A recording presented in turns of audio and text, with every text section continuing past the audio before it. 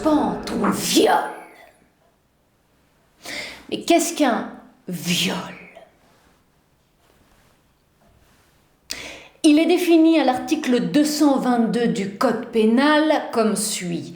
Tout acte de pénétration, de quelque nature qu'il soit, commis sur la personne d'autrui par violence, contrainte, menace ou surprise.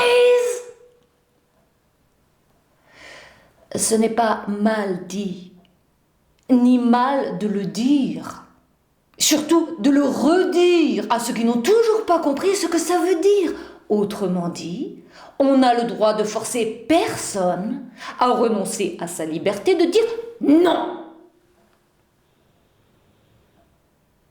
Violeur, je crois qu'il est temps de remettre les pendules à l'heure. Qui a violé qui? C'est celui qui a eu une pulsion irrésistible qui a violé celle qui a eu une répulsion irrésistible. Pour l'un comme pour l'autre, on peut dire que c'est terrible d'être à ce point faillible. Mais il y a viol et viol. Question de différence. Le plus souvent, c'est la violence qui fait toute la différence. Et on fait dans ce cas référence à une différence physique et non morale ou juridique. L'homme est physiquement plus armé que la femme pour attaquer. La femme est physiquement moins armée que l'homme pour contre-attaquer. Ils n'ont naturellement pas les mêmes moyens de défense.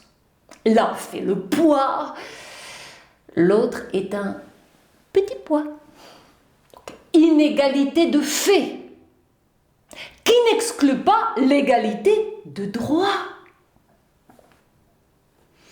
Mais ce n'est pas tout à fait le cas, puisqu'ils ne sont pas les mêmes devant la loi. C'est l'homme qui est présupposé être le violeur, et c'est la femme qui est présupposée être la violée. Et prétendre le contraire relèverait de la mauvaise foi.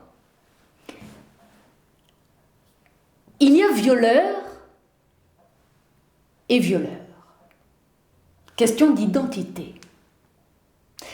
Premier cas de figure. Le violeur conjugal.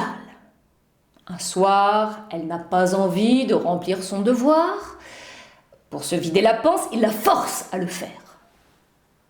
L'injustice peut le faire payer très cher quand elle s'octroie ce droit d'ingérence qui stipule que l'intime n'est jamais tout à fait intime. Deuxième cas de figure, le violeur bestial, qui est une sorte de prédateur sexuel, qui ne recule devant rien pour assouvir ses désirs, à vos dépens, et sans prendre de gants. Ça fait mal, avec et sans accent circonflexe. C'est un acte brutal, souvent commis par des brutes, qui confondent violence et passion. Des hommes, toujours, qui ne savent pas se retenir ou s'empêcher. Comme dirait l'auteur de L'Étranger. Troisième cas de figure, le violeur cérébral, qui est pénétrant par définition, qui jouit, se réjouit toujours à vos dépens, parce que vous êtes sa proie. Parce qu'il est votre croix. Vous êtes à plaindre. Vous êtes contrainte et forcée, mais incapable de le prouver. Ou vous avez peut-être honte d'en parler. Parce que vous êtes piégé, assiégé par un ennemi que vous avez fini par aimer. C'est un peu le syndrome de Stockholm où hommes et femmes sont logés à la même enseigne.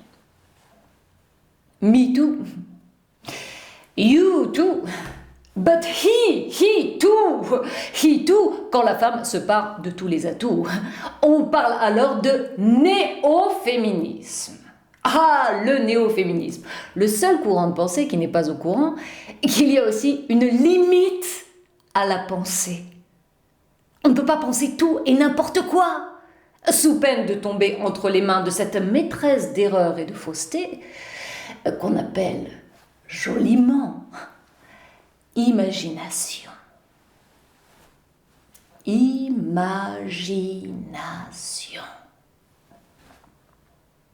De l'écriture inclusive aux couvertures abusives de la presse de caniveau, le néo-féminisme veut nous persuader qu'il ne peut servir les femmes qu'en pratiquant la chasse à l'homme.